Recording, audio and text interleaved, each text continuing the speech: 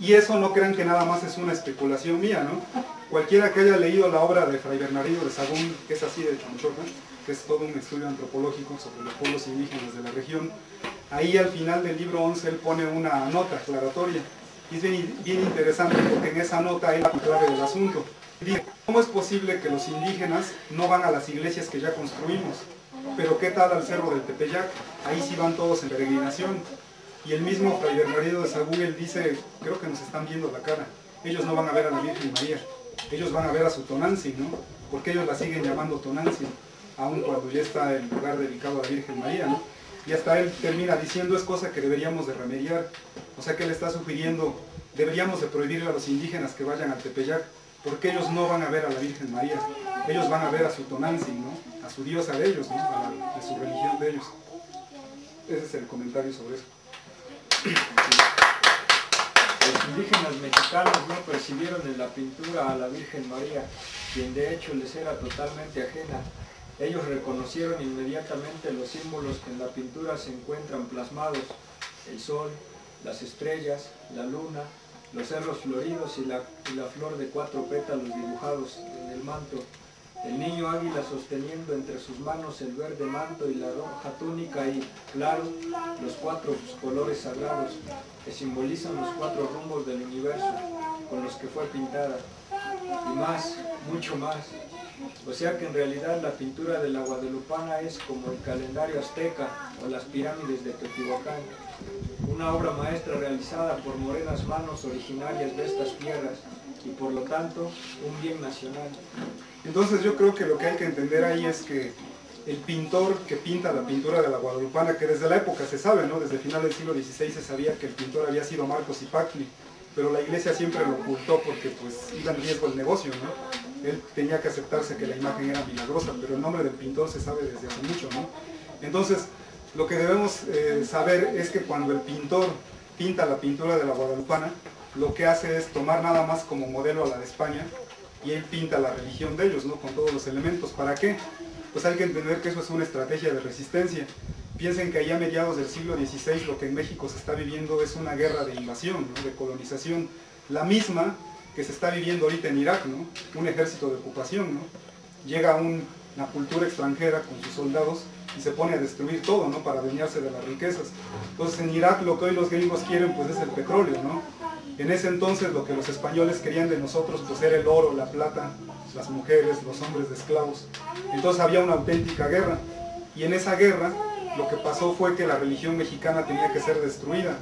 Por eso los frailes reportan que en unos años ya habían destruido 500 templos, pirámides, ¿no?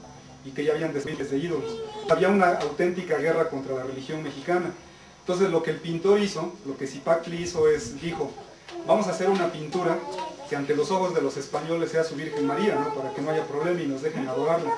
Pero nosotros, los indígenas, los mexicanos, cuando veamos esa pintura, pues vamos a saber que esa es nuestra madre, ¿no? La Tonantzin, o ahí están plasmados los símbolos de nuestra religión. Entonces más bien la pintura de la guadalupana es resultado de toda una estrategia pues para sobrevivir como cultura, ¿no? Porque de otra manera, piensen tan solo, una vez alguien muy serio, ¿no? Un historiador mexicano decía, si quitamos la guadalupana de México, ¿qué nos queda? Y la verdad es que sí, hasta dan miedo pensarlo, ¿no? Porque nos queda un país sin identidad propia, o sea, un país con una religión controlada desde el Vaticano, ¿no? Que es la Iglesia Católica, ¿no? Entonces, si no hubiera guadalupana, la verdad es que culturalmente no tendríamos mucho, ¿no? Pero pues la guadalupana nos ha dado cultura, ¿no? Y a través de la historia, piensen tan solo en los movimientos revolucionarios independentistas, ¿no? La guadalupana siempre está presente, ¿no? Cuando Emiliano Zapata entra a la Ciudad de México, al frente de todos ellos va alguien con su estandarte, ¿no? Cuando Miguel Hidalgo llama a la guerra de independencia, igualmente tiene un estandarte al frente, ¿no? Entonces la guadalupana es parte de la cultura, ¿no? Y el legado más importante que dejaron los pueblos indígenas para los pueblos de hoy. Acerca del Nican Mopogua, sorprendentemente la mayoría de quienes se dicen guadalupanos desconoce la existencia del Nican Mopogua, lo cual es una verdadera lástima, pues este texto es la clave para comprender el auténtico sentido de la aparición guadalupana. El único inconveniente para la gran mayoría es que está escrito en náhuatl del siglo XVI y, para entender la magnitud del mensaje, es absolutamente necesario leerlo en el idioma original en el que fue escrito. Hasta la fecha se han hecho varias traducciones al castellano, pero desafortunadamente es ahí donde se presenta el problema. El Nican Mopogua está escrito en el lenguaje de la cultura náhuatl. Los personajes, las fechas y los lugares están fuera del ámbito de la civilización cristiana occidental, es decir, que una mera traducción de palabras es insuficiente. De hecho, al hacerlo así se pierde la esencia misma del mensaje. Lo que hay que comprender son los conceptos que cada palabra en náhuatl encierra. Entonces miren, a mí me ha sorprendido que, por ejemplo, ahora que estaba yo en la mayordomía, ¿no? Llegaba mucha gente allá al cerrito, y yo luego les preguntaba, porque ellos querían saber el significado de las pinturas, ¿no? Entonces mi primera pregunta hacia ellos era, ¿de dónde salió la historia de las apariciones guadalupanas, ¿no?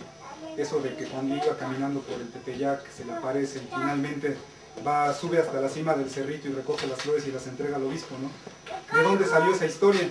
Sorprendentemente nadie sabía, ¿no? Todos decían, pues quién sabe, ¿no? Y entonces a mí me parece sorprendente porque el fundamento del culto guadalupano está en una obra escrita por indígenas del siglo XVI de la época, y está escrita en náhuatl. Y esa obra no tiene título, nada más empieza diciendo Nican Mopogua Motecpanan, Kenin Yancuica, Huitlama Huizoltica, y se sigue así de corrido toda la obra en náhuatl, ¿no? Como no tiene título, se le dio por ponerle las dos primeras palabras con las que empieza, Nican Mopogua. Si queremos traducir esa expresión, Nican significa aquí, y Mopogua es la voz pasiva del verbo hablar, ¿no? Algo así como aquí es contar, aquí es contado, ¿no? Entonces es como si dijeran aquí se cuenta o aquí es contado, ¿no? Y entonces aquí el problema es que todos los guadalupanos pueden leer esa obra, el Nican Mopogua, pero el problema es que la leen en español.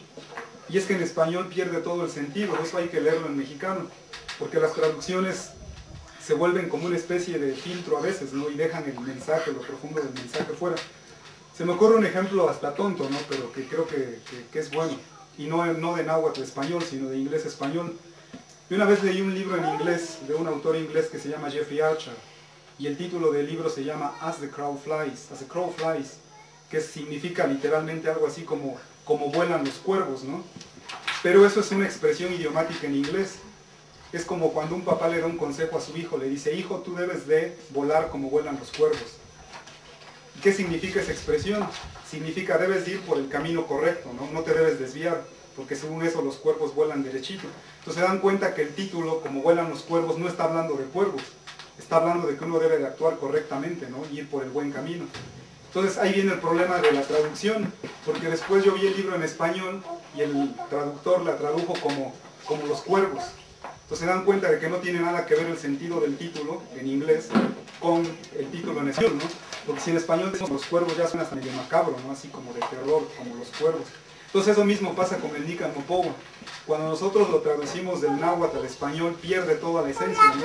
Entonces lo que se debería de hacer sería pues leerlo en náhuatl, ¿no? O sea, pues estudiar el idioma náhuatl, ¿no? Y leerlo, así como debe ser en mexicano, ¿no? Porque cada palabra en náhuatl encierra toda la cultura, ¿no? Todo el contexto cultural. Para que se entienda un poco más claro, van unos ejemplos. Al principio de la narración, el Nican Mopogua ubica el contexto histórico de la aparición guadalupana. Claramente dice en náhuatl que el suceso ocurrió 10 años después de que fuera conquistada la Ciudad de México, cuando ya los pueblos de la región se encontraban derrotados y vencidos, lo cual significa que la aparición ocurrió al tiempo de la cruel y sangrienta guerra de invasión, cuando de manera brutal fue impuesto el cristianismo. Entonces miren, en ese pedacito el Nican Mopogua dice así textualmente, dice, ¿cómo dice?